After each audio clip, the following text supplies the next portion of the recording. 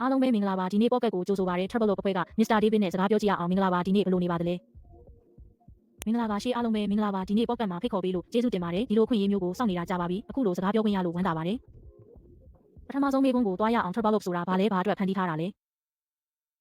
Travel Log အကြောင်းမပြောခင်မှာကျွန်တော်ကိုမသိသေးတဲ့သူတွေအတွက်ကျွန်တော်ဘယ်သူလဲဆိုတာကိုအရင်မိတ်ဆက်ပေးချင်ပါတယ်ကျွန်တော်တို့နေ့စဉ် Global Zone Call ဆိုတဲ့ခေါင်းစဉ်နဲ့အစည်းအဝေးတွေအများကြီးလုပ်နေပေမဲ့လည်းပေါ့ကျွန်တော်ကဒေးပါလူများကကျွန်တော်ကိုကမ္ဘာလုံးဆိုင်ရာတန်တမန်နဲ့အဓိကတီထွင်ရေးအဖွဲ့ဝင်တစ်ယောက်ဖြစ်သိကြပါတယ်ကျွန်တော်က Dave Parsi လို့လည်းခေါ်နိုင်ပါတယ် Travel Log ဆိုတာ platform တစ်ခုပါပိုပြောရရင်ဒါဟာဘတ်စုံ3 GH စနစ်တစ်ခုပါ Creditify နဲ့ယင်းနှိမ့်မြုပ်နှံမှုအတွက်လိုအပ်သမျှကို Travel Log မှာရနိုင်ပါတယ်ဒါဟာယင်းနှိမ့်မြုပ်နှံမှုခရီးစဉ်ကိုရိုးရှင်းစေမဲ့ GH စနစ်တစ်ခုပါကောင်းပါပြီ DeFi project တွေထောင်ပေါင်းများစွာရှိနေတဲ့ထဲမှာ Travel Log ကဘာကြောင့်ကွဲပြားနေတာလဲ Travel Log ကတခြား project တွေနဲ့မတူဘူးလို့ပြောရမယ့်အကြောင်းရင်းတွေအများကြီးရှိပါတယ်အခုခေတ်မှာ project တွေထောင်ပေါင်းများစွာရှိနေလို့ပါဗဟိုချုပ်ကိုင်မှုမရှိခြင်းနဲ့ရေရှည်တည်တံ့တဲ့ဝင်ငွေရရှိမှုကဒီ project ရဲ့အဓိကကွဲပြားချက်တွေပါဘိုးကောင်းပါပြီ DeFi မသုံးဘူးသူအတွက် Travel Log ကိုရိုးရှင်းအောင်ရှင်းပြပေးနိုင်မလားကျွန်တော်တို့မှာနည်းပညာစကားလုံးတွေနဲ့ရှုပ်ထွေးမှုတွေမရှိပါဘူးခင်ဗျားတို့ကိုရှုပ်ထွေးမှုတွေနဲ့ဝေးဝေးမှာထားဖို့စူးစမ်းထားပါတယ်ကျွန်တော်တို့မှာရိုးရှင်းတဲ့တိစောက်ပုံနဲ့ယင်းနှိမ့်မြုပ်နှံမှုအစီအစဉ်၄ခုရှိပါတယ်wallet အစီအစဉ်ရွေးငွေသွင်းလိုက်ပါဒါဆိုဝင်ငွေရှာတဲ့ခရီးစဉ်စတင်ပါပြီပြီးရင်တော့ကြိုက်တယ်လို့ထုတ်ယူတာပေါင်းထည့်တာတွေလုပ်နိုင်ပါတယ်ဘိုးကောင်းပါပြီ Travel Log ကငွေသွင်းသူအစ်စ်တွေပေါ်မမီကိုပဲရေရှည်အမြတ်ကိုဘယ်လိုထုတ်ပေးတာလဲဒါကလူအများမေးတဲ့မေးခွန်းမှာကျွန်တော်တို့မှာဝင်ငွေရတဲ့နည်းလမ်းတွေရှိပြီးအားလုံးကဖားရဲရောက်ပါတယ် Banking Swap နဲ့ Free Pool ကငွေသွင်းမှုတွေတိုက်ရိုက်ရောက်မဲ့နေရာပါအဲ့ဒီအပြင်အခကြေးငွေတွေထုတ်ပေးတဲ့စနစ်တွေလည်းရှိပါတယ်ဒီအခကြေးငွေတွေကတလန်းသွားမဟုတ်ပါဝင်ငွေရတဲ့နည်းလမ်း၃ခုရှိပြီးအဲ့ဒီအခကြေးငွေကိုအမြတ်အဖြစ်သုံးပါတယ်ဒါက project ရဲ့ရေရှည်တည်တံ့မှုကိုအာမခံပါတယ် Travel Log အဖွဲ့ကဘယ်လောက်ကျွမ်းကျင်စွာနဲ့ရေရှည်လှုပ်ဆောင်နေလဲဆိုတာကိုပြောပြတာပါ။ဘာကြောင့် Binance Smart Chain ကိုအခြေခံအဖြစ်ရွေးချယ်ခဲ့တာလဲ။ Chain ကလူကြိုက်အများဆုံးနဲ့အမြန်ဆုံး chain တွေကတစ်ခုဆိုတာလူတိုင်းသိပါတယ်။ကျွန်တော်တို့ရဲ့အသုံးပြုသူတွေအခကြေးငွေတွေအများကြီးပေးရတာမျိုးမဖြစ်စေချင်ပါဘူး။ဒါကြောင့် Binance Smart Chain ကိုရွေးချယ်ခဲ့တာပါ။အားလုံးကို Basic Skin Explorer မှာအလွယ်တကူခြေရာခံနိုင်ပါတယ်။ Crypto မှာလုံခြုံရေးကအရေးကြီးဆုံးပါ Travel Log ကအသုံးပြုသူတွေကိုကာကွယ်ဖို့ဘာတွေလုပ်ထားလဲ။ project တစ်ခုမှာပါဝင်သူတိုင်းကအရေးကြီးတဲ့အင်္ဂါရက်တွေလိုအပ်တယ်ဆိုတာသိကြမှာပါလုံခြုံရေးနဲ့ဘေးကင်းရေးကကျွန်တော်တို့လစ်လူရှုလို့မရတဲ့အရာတွေပါဒါကြောင့် Haze Crypto နဲ့ Solidity Scan ဆိုတဲ့ကုမ္ပဏီနှစ်ခုနဲ့စစ်ဆေးခဲ့ပြီးအမြင့်ဆုံးလုံခြုံရေးအဆင့်ကိုရရှိခဲ့ပါတယ်အရာအလုံးကိုအတိုင်းဝိုင်းအတွက်အသုံးပြုနိုင်အောင်လုပ်ပေးထားပါတယ် Smart Contract တွေကိုပြောင်းလဲလို့ရမရမေးကြပါတယ် Travel Log ကတကယ်ပဲဗဟိုချုပ်ကိုင်မှုမရှိတာလားပိုင်ဆိုင်မှုစွန့်လွတ်ခြင်းဆိုတာပါလေ Travel Log ကဗဟိုချုပ်ကိုင်မှုမရှိတဲ့ project တစ်ခုပါဘာလို့လဲဆိုတော့သူက contract တစ်ခုပဲရှိလို့ပါဒီ contract ကိုစစ်ဆေးပြီးသားဖြစ်ပြီးဗဟိုချုပ်ကိုင်မှုမရှိတာကိုသက်သေပြနိုင်ပါတယ်။ကမ္ဘာတဝန်းကဘယ်သူမှမဆိုစစ်ဆေးနိုင်ပါတယ်။အဖြေကတော့ဗဟိုချုပ်ကိုင်မှုမရှိခြင်းပါပဲ။အဖွဲ့ကယုံကြည်မှုရှိလို့ဗဟိုချုပ်ကိုင်မှုရှိကြောင်းရှာနိုင်သူအတွက်ဒေါ်လာ3သိန်းစုချီးမြှင့်ထားပါတယ်။ကျွန်တော်တို့ project ကဗဟိုချုပ်ကိုင်မှုမရှိဘူးလို့ယုံကြည်ပါတယ်။ပလက်ဖောင်းကပွင့်လင်းမြင်သာမှုအကြောင်းပြောပါတယ်။ပွင့်လင်းမြင်သာမှုကအရေးကြီးပါတယ်။ Travel Log ကပွင့်လင်းမြင်သာတဲ့ project ပါအရာအလုံးကို contract မှာကြည့်နိုင်ပါတယ်။ငွေလွှဲမှုအားလုံးကို website နဲ့ contract မှာကြည့်နိုင်ပါတယ်။တစ်ခုချင်းစီကိုခြေရာခံနိုင်ပါတယ်။ငွေသွင်းတဲ့ပုံစံနဲ့ Free Pool ထဲရောက်သွားတဲ့ပုံစံအားလုံးကပွင့်လင်းမြင်သာပါတယ်။နောက်ထပ်မေးခွန်းက loop အစီအစဉ်တွေနဲ့ဘယ်သူတွေအတွက်လဲဆိုတာရှင်းပြပေးနိုင်မလား။ Travel Log ကလူအမျိုးမျိုးစိတ်နေသဘောထားအမျိုးမျိုးနဲ့ view ဟာအမျိုးမျိုးအတွက်ဒီဇိုင်းထုတ်ထားတာပါ။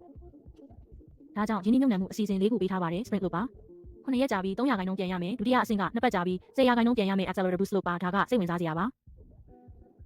တတိယနဲ့စတုထအဆင့်တွေကတော့အံ့ဩဖို့ကောင်းပြီးလူကြိုက်များဆုံးပါရေရှည်တည်တံ့တဲ့စီမံကိန်းမှာဆိုရင်ရေရှည်စီစဉ်တွေကိုအလွယ်တကူရွေးချယ်နိုင်လို့ပါရက်30ကြာပြီး24%ပြန်ရမယ် Parallel ရှိပါတယ်ပြီးတော့ Ultimate Loop လည်းရှိပါသေးတယ်ဒါကတော့ရေရှည်စီမံကိန်းပါ2လကြာပြီး54%ပြန်ရပါမယ်ကျွန်တော်တို့မှာရှိတဲ့အင်္ဂါရက်တွေအပြင် Travel Token ဆိုတဲ့အပိုးစုကြေးတွေကိုလည်းထည့်သွင်းပေးထားပါတယ်ရက်30ဒါမှမဟုတ်ရက်60အစီအစဉ်ကိုဖြတ်တန်းပြီးသူဆိုရင်စုလက်တိုကင်တွေကိုအလွယ်တကူရရှိမှာပါဒါဟာကြောက်ခဲတစ်လုံးနဲ့နှစ်ကောင်ပြစ်တယ်လို့ပါပဲဟုတ်ကဲ့တပြိုင်နက်တည်းမှာပဲပုံသေးအမြတ်ကိုရရှိမှာဖြစ်ပြီးTravel Token ဆိုတာဘာလဲဒီစနစ်တစ်ခုလုံးမှာဘယ်လိုနေရာကနေပါဝင်နေတာလဲဟုတ်ကဲ့ Travel Token ဆိုတာတီးခြားစီဖြစ်ပြီးအပြည့်အဝခွဲထုတ်ထားတဲ့စီမံကိန်းရဲ့အစိတ်ပိုင်းတစ်ခုဖြစ်ပြီးပေးမစာချုပ်နဲ့မသက်ဆိုင်ပါဘူးဒါကတကယ်ကိုအရေးကြီးလို့ပါဒါဟာ Travel Library အတွက်စုလက်တိုကင်တစ်ခုဖြစ်ပြီး Travel Token တစ်သန်းပဲရှိပါတယ်ကျွန်တော်တို့မှာပြန်လည်ဝယ်ယူပြီးတိုကင်ဖြည့်ဆည်းဖို့အစီအစဉ်တွေရှိပါတယ်အဖွဲ့ကစီမံကိန်းကိုအကောင်းဆုံးပံ့ပိုးပေးနေပါတယ်စီမံကိန်းကထူးခြားပြီး Travel Token ကကျွန်တော်တို့မှာရှိတဲ့အရာတွေနဲ့လုံးဝတီးခြားစီဖြစ်ပါတယ်ဟုတ်ကဲ့DeFi ရဲ့ပြန်လည်ဝယ်ယူပြီးဖြည့်ဆည်းတဲ့ရန်ရာကဘလို့အလုပ်လုပ်တယ်လဲတိုကင်ကိုင်ဆောင်သူတွေအတွက်ဘာကြောင့်အရေးကြီးတာလဲ Turbo token မှာကန့်သက်ထားတဲ့ပမာဏရှိလို့ပါအရင်ကပြောခဲ့တယ်လို့ပဲဒီကန့်သက်ချက်ကအားသာချက်တစ်ခုပါတခုခုကကန့်သက်ထားတဲ့အခါရှားပါမှုကိုတင်သွင်းနိုင်တဲ့အခါတိုကင်ရဲ့ဈေးနှုန်းနဲ့တန်ဖိုးကတဖြည်းဖြည်းတက်လာတာကပုံမှန်ပါပဲဒါကြောင့်ကျွန်တော်တို့ကတိုကင်ကိုပံ့ပိုးပေးနေတာပါဒါဟာအသုံးပြုသူတွေအတွက်ပုံမမြင့်ရစေမဲ့ခြေလှမ်းတစ်ခုပါဒါပေမဲ့ဒါဟာစုလက်တိုကင်တစ်ခုပါနောက်ဆုံးမှာကျွန်တော်ပြောခဲ့တဲ့အစီအစဉ်တစ်ခုကိုအာရုံစိုက်ထားတာပိုကောင်းပါတယ် Parallel နဲ့ Ultimate လို့ပါစီမံကိန်းများစုမှာအဖွဲ့အတွက်ခွဲဝေပေးမှုတွေအများကြီးရှိပါတယ်။မှန်ပါတယ်။ဘာကြောင့် Turbo ကအဖွဲ့အတွက်တိုကင်မပါတဲ့တရားမျှတတဲ့စတင်မှုပုံစံကိုရွေးချယ်ခဲ့တာလဲ။ကျွန်တော်တို့မှာအဖွဲ့အတွက်ခွဲဝေပေးမှုမရှိပါဘူး။ကျွန်တော်တို့ကိုယ်တိုင်ကဒီစနစ်ရဲ့အသုံးပြုသူတွေလို့သတ်မှတ်ထားလို့ပါ။ဒါဟာအသုံးပြုသူတွေအတွက်စာချုပ်ဖြစ်ပြီးဘယ်တော့မှပြောင်းလဲမှာမဟုတ်ပါ။ဒါကြောင့်ကျွန်တော်ကအသုံးပြုသူတစ်ယောက်ပါတင်ကလည်းအသုံးပြုသူတစ်ယောက်ပါကျွန်တော်တို့နှစ်ယောက်ကြားမှာဘာမှမကွာခြားပါဘူး။ဒါဟာဗဟိုချုပ်ကိုင်မှုမရှိတဲ့စနစ်တစ်ခုလို့ခေါ်ဆိုရတဲ့နောက်ထပ်အကြောင်းရင်းတစ်ခုပါပဲ။ညီညွတ်မှုနဲ့ခေါင်းဆောင်မှုအစီအစဉ်ကအတိုင်းဝိုင်းကိုတိစောက်သူတွေကိုဘယ်လိုစုချီးမြှင့်တာလဲ။ကျွန်တော်တို့စီမံကိန်းမှာစိတ်ဝင်စားဖို့ကောင်းတဲ့ညီညွတ်စနစ်ရှိပါတယ်။အဆင့်20ရှိတဲ့ညီညွတ်စနစ်ပါဒီလိုသတ်မှတ်ထားတာကလူတိုင်းဒီစီမံကိန်းကိုသိစေချင်လို့ပါ။ကျွန်တော်တို့ကပမာဏကိုအလေးမထားပါဘူးဒီစီမံကိန်းကိုအသုံးပြုသူတွေပုံမသိရှိလာအောင်လှုပ်ဆောင်တာကိုပဲအလေးထားပါတယ်ဒါကြောင့်အဆင့်20ရှိတဲ့ရည်ညွှန်းစနစ်နဲ့ခေါင်းဆောင်မှုအဆင့်9ဆင့်ကိုပံ့ပိုးပေးထားတာပါအဖွဲ့ကအတိုင်းဝိုင်းကိုကိုယ်ပိုင်ငွေကြေးနဲ့ပံ့ပိုးပေးနေပါတယ်ဒါကြောင့် professional အဖွဲ့နဲ့ဂတိကဝတ်ရှိတဲ့အဖွဲ့ကစီမံကိန်းကိုပံ့ပိုးပေးနေတာပါကျွန်တော်အဖွဲ့သားတွေကိုကျွန်တော်တန်ဖိုးထားပါတယ်ဟုတ်ကဲ့ထွက်ပေါက်ရဲ့ရေရှည်အောင်မြင်မှုမှာအတိုင်းဝိုင်းကဘယ်လိုခန်းကဏ္ဍကနေပါဝင်နေတာလဲထွက်ပေါက်အကြောင်းကိုကျွန်တော်ရဲ့ဖုန်းခေါ်ဆိုမှုတိုင်းမှာပြောလို့ရှိပါတယ်ထွက်ပေါက်ဟာလူတိုင်းသိတဲ့စီမံကိန်းဖြစ်ပြီးထွက်ပေါက်ရှိနေတယ်ဆိုတာကိုလူတိုင်းသိတင်ပါတယ်ဒါဟာတင်းရဲ့ငွေကြေးတည်ငြိမ်မှုကိုရိုးရှင်းစေပြီးမြင့်တင်ပေးနိုင်ပါတယ်ပြီးတော့ကျွန်တော်ပြောခဲ့တယ်လို့ပဲထွက်ပေါက်ဟာစိတ်နှလုံးလိုပါပဲလူတိုင်းဒီစိတ်နှလုံးရှိနေတာကိုသိစေချင်ပါတယ်လူတွေကျွန်တော်တို့ကိုသိလေလေထွက်ပေါက်ကသူတို့အတွက်တည်ငြိမ်မှုနဲ့ရေရှည်တည်တတ်မှုကိုပုံမပေးစွမ်းနိုင်လေလေပါဟုတ်ကဲ့ထွက်ပေါက်နဲ့ပတ်သက်ပြီးလူတွေမှာရှိတဲ့အထင်မြင်လွဲမှားမှုတွေကဘာတွေလဲအဲ့ဒါတွေကိုသင်ဘယ်လိုဖြေရှင်းမလဲဈေးကွက်ထဲမှာစီမံကိန်းပေါင်းထောင်ပေါင်းများစွာရှိနေတာကြောင့်လူအများပြားဟာကျွန်တော်အပါဝင်ငွေကြေးများကြီးဆုံးရှုံးခဲ့ကြပါတယ်ကျွန်တော်လည်းစီမံကိန်းများကြီးမှာငွေကြေးများကြီးဆုံးရှုံးခဲ့ပူပါတယ်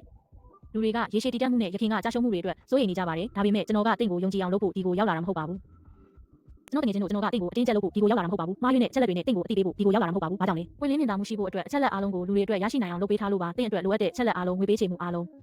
တင်းတိထားတဲ့အရာအားလုံးနဲ့တင်ကိုယ်တိုင်သူတည်တနာပြုဖို့လိုအပ်တဲ့အရာအားလုံးကိုတင့်အတွက်ပံ့ပိုးပေးထားပါတယ်ထွက်ပေါက်ရဲ့နောက်တစ်ဆင့်မှာဘယ်လိုစိတ်လှုပ်ရှားစရာကောင်းတဲ့အင်္ဂါရက်တွေဒါမှမဟုတ်တိုးတက်မှုတွေလာတော့မှာလဲအဖွဲ့ကဆုံးဖြတ်ထားတဲ့အတိုင်းပြောရမှာပါကျွန်တော်တို့မှာအတိတ်တွေအများကြီးလာဖို့ရှိပါတယ်ထွက်ပေါက်ကအဲ့ဒီထဲကတစ်ခုဖြစ်ပြီးစိတ်ဝင်စားဖို့ကောင်းပါတယ်နောက်တစ်ဖက်မှာတော့မကြခင်မှာထွက်ရှိလာမယ့်ထွက်ပေါက်လို့အာမခံစနစ်ရှိပါတယ်နောက်တစ်ခါမှာတော့အပတ်စဉ်ပြိုင်ပွဲအချို့ကိုပံ့ပိုးပေးပြီးလူတွေအတွက်ကျန်းမာစွာရှင်ပြိုင်နိုင်ဖို့ကောင်းမွန်ပြီးစိတ်လှုပ်ရှားစရာကောင်းတဲ့ရှင်ပြိုင်မှုပတ်ဝန်းကျင်ကိုဖန်တီးပေးသွားမှာပါကျွန်တော်တို့ကအရန်ကောင်းတဲ့လမ်းပြမြေပုံတစ်ခုကိုပံ့ပိုးပေးနေပါတယ်မကြခင်မှာကမ္ဘာလက်ခီးစဉ်တွေရှိလာပါလိမ့်မယ်ဖွံ့ဖြိုးရေးအဖွဲ့ကနေရာမျိုးမျိုးကိုတွားရောက်ပြီးစီမံကိန်းရဲ့ကဏ္ဍအများပြားကိုလူကိုယ်တိုင်လှုပ်ဆောင်သွားမှာပါပြီးတော့ဒီနေ့စတင်ခြင်းတဲ့သူတယောက်အကြောင်းပြောကြရအောင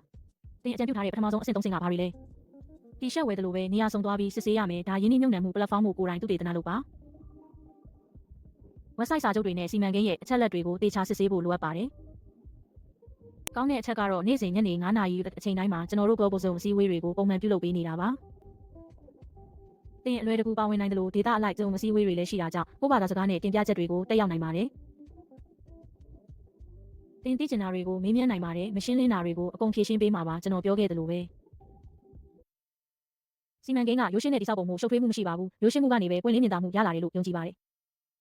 ဒီစီမံကိန်းမှာကန့်သက်ချက်မရှိလို့ wallet ချိတ်ဆက်ပြီးကိုယ့်ဗျူဟာနဲ့ကိုယ်အစီအစဉ်တစ်ခုရွေးချယ်နိုင်ပါတယ်တချို့ကရေတိုတချို့ကရေရှည်ရင်းနှီးမြှုပ်နှံသူတွေပါတင်အလွယ်တကူငွေသွင်းပြီးစတင်နိုင်ပါတယ်ဒါပါပဲပြီးရင်တော့နေ့စဉ်ဝင်ငွေရှာတဲ့ခရီးစဉ်စတင်ပါပြီ